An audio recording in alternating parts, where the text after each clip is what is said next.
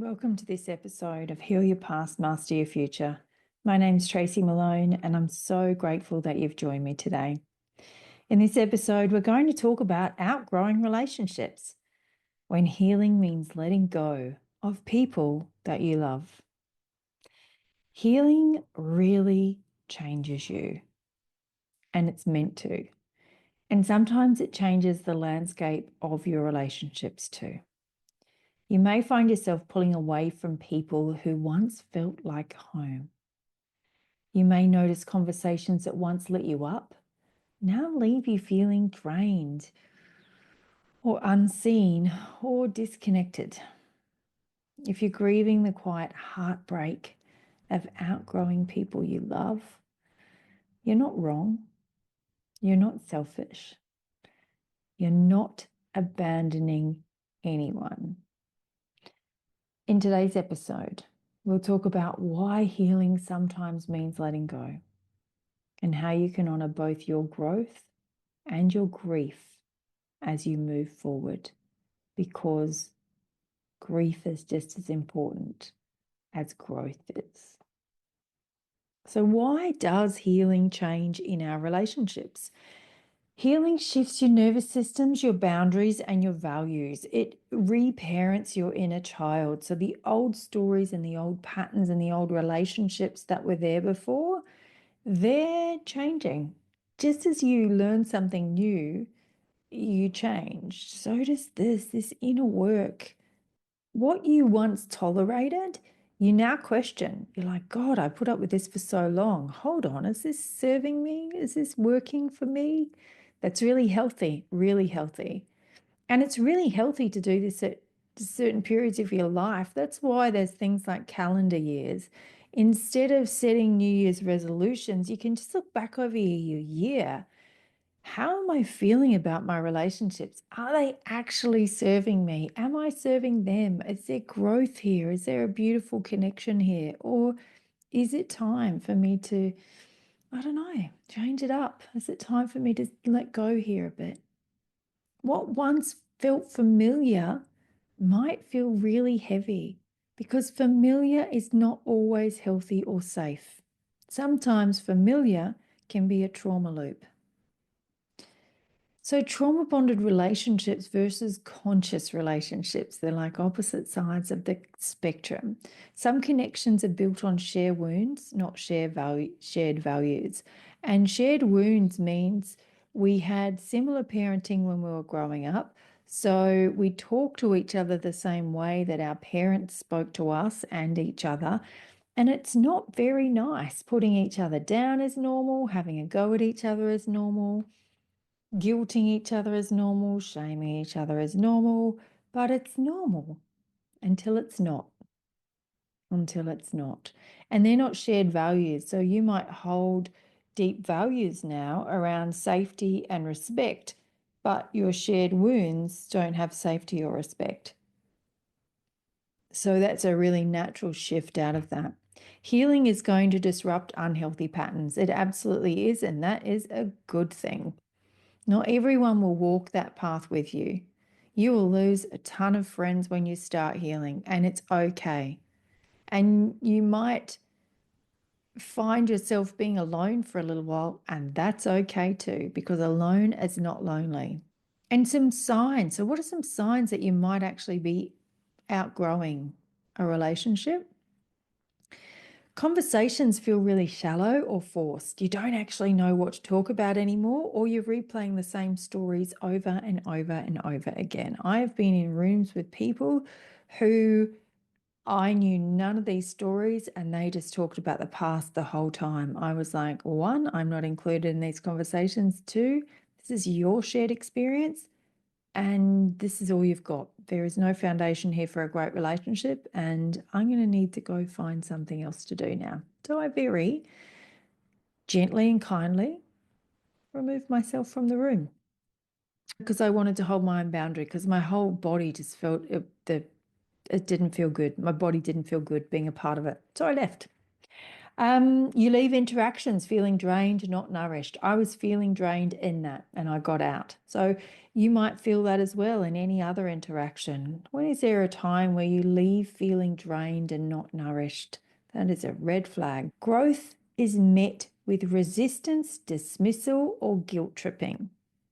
When you talk about something that you've learned or something that you're doing and somebody puts you down or resistance and, oh, hold on, you're changing. Gee, you've changed.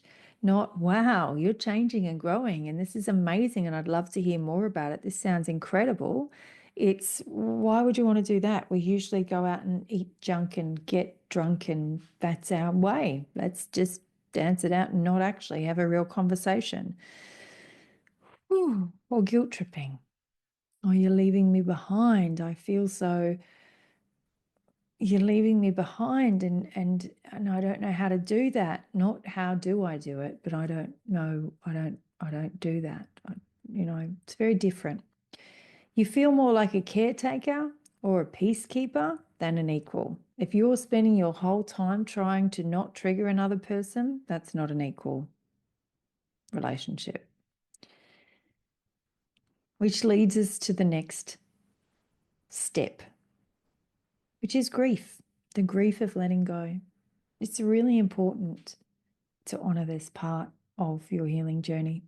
You can love someone deeply and still know that the relationship no longer serves your growth. And why does that hurt?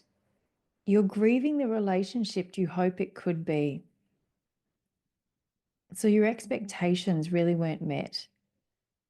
You're grieving the version of yourself that needed that connection. You're really connecting with that part of you that's finding it so incredibly hard to let go. This reminds me, I've got an online course, Thriving Through a Breakup. So if you're going through a breakup and you want step-by-step support, I love this course. It's on Insight Timer. It is the course with the highest amount of people that have gone through it. Thousands of people have been through this course. And it's because breakups are hard and we don't get guided through it. It doesn't teach us how to really grieve. It doesn't teach us how to take responsibility. It doesn't teach us how to really move through it. You can find that course on Insight Timer Plus or on my website. You can buy it individually. And it's a really great course and it will take you step by step if you are wanting some real support in how to grieve the end of a relationship and end up thriving. And it will change you and your relationships from that moment on. It's a great course. So if you feel guilt over ending a relationship, it's normal. Guilt is really normal, but it is not an indication that you should stay. If you feel guilty over doing it, it doesn't mean you should go back. It just means that fawning is probably a part of your life, dropping down into dorsal vagal, making everyone else feel better because it helps you to feel safe, is a normal part of your way of being. And that is an invitation to change. So let guilt be there and open the dialogue with yourself. So you can say things to yourself like, I can love them and still choose myself. Mourning the familiar, really grieving that familiar. It was familiar to me. Of course it was, because it's how your parents parented you when you're a child. It doesn't mean it's safe or good for you. Let yourself feel the sadness without making it mean you made the wrong choice. So the fact that you're grieving over it doesn't mean that you should go back into this relationship. Quite the opposite. Let yourself feel it. Any connection doesn't erase the good that was once there. Here's a healing sentence for you that comes from the course that I have on my website. The love I have for you remains with you. No one can take that away. And it's over now. We often feel like and we believe that when we end a relationship, all the love, all the joy, all the good times have now gone. And it's just not true. They exist. The love I have for you, the love I had, it remains. The part of me that loves you remains with me. There is a part of me that deeply loves every person. And I'm not going to invalidate that part of me, and I'm not going to tell that part of me that she's wrong and that she's not allowed to feel that, I'm going to let her feel it all. She remains with me and she is allowed to love, and I am allowed to grow and move on. All of that's allowed. It's not one or the other. So, how do you navigate this process? Through a podcast. Permission to change. Give yourself permission to change. It's safe. It's okay for me to change. Growth isn't betrayal. It's a natural part of healing, and it's what we're meant to do. We're meant to grow, people. We're meant to grow. We're not meant to come in, stay the same. Like, you look at the amount of growth that we have as children. We go from being unable to feed ourselves, talk, do anything other than cry and poo and feed. And then we learn a language and we learn how to walk, and we're continually changing and growing. And so it's normal to heal ourselves and grow. It's not betrayal. It's not betrayal. It's normal and natural when you choose to heal yourself. And so you might say to yourself, it's safe for me to change, even if others don't. It's okay. It's okay if they choose not to do this, and it's okay for me to choose this. Everything's allowed to exist. It doesn't say anything about them if they don't want to change or grow. They're not better. They're not worse. You're not better. You're not above them. You're not evolving past them. It's just ending now. The time that you've had together is done. It was beautiful. Thank you. And now you're moving on to something else.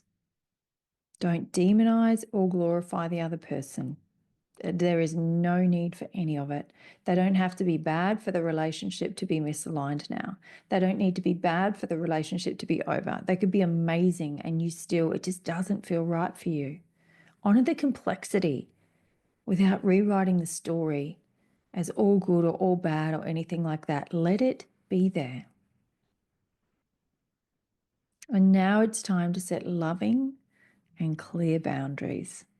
My last podcast was on boundaries, so go back and check that out. You don't owe a dramatic exit. Life is not how the movies portray it. Sometimes letting go is gradual, giving people less energy, being a little less available, and less enmeshed. Maybe you don't even say, I don't think we should be friends anymore. Maybe you just stop catching up and you stop connecting and you just go, sorry, I can't, I'm unavailable for that. And maybe it just naturally fizzles out. Once you honor yourself by ending relationships that are no longer serving you, you create space for new connections. And it's so important to understand this, is that you will meet people where you're at in your new healed space. Finding spaces and people who meet you in that healed space, not in your wounded space. Really allow yourself to receive relationships that feel easy, easeful, reciprocal, and nurturing. Relationships are meant to be nurturing. They really are. That's the whole point of connection. And trust the empty space. Trust the empty space and allow it to be there. The void that comes after letting go of a relationship is really uncomfortable. And it is also sacred. So let it be there. Let the discomfort be there, and then see what happens when you dialogue with yourself around feeling uncomfortable. What is there now? Empty space is not loneliness. Ending a relationship does not mean you will be lonely or alone. It's preparation for partnering with yourself and friending yourself, putting yourself first, and then it's preparation for what's next. It's preparation for people that match your level of connection with yourself. You'll find those people to connect with externally as well. And that might take time. When I really started healing my trauma, there was a time where I really didn't have barely a friend at all. And that's really changing. It's really changing. And sometimes the time's just not right. Those people aren't anywhere. And then all of a sudden you start meeting people and you're like, oh, it feels like there's forward movement here now. So just let it be what it needs to be. And remember that outgrowing relationships doesn't mean you failed them. The relationship did not fail. They didn't fail you. You didn't fail them. It means you chose to grow when staying small felt easier. You chose to honor the truth of who you're becoming, even when it cost you comfort.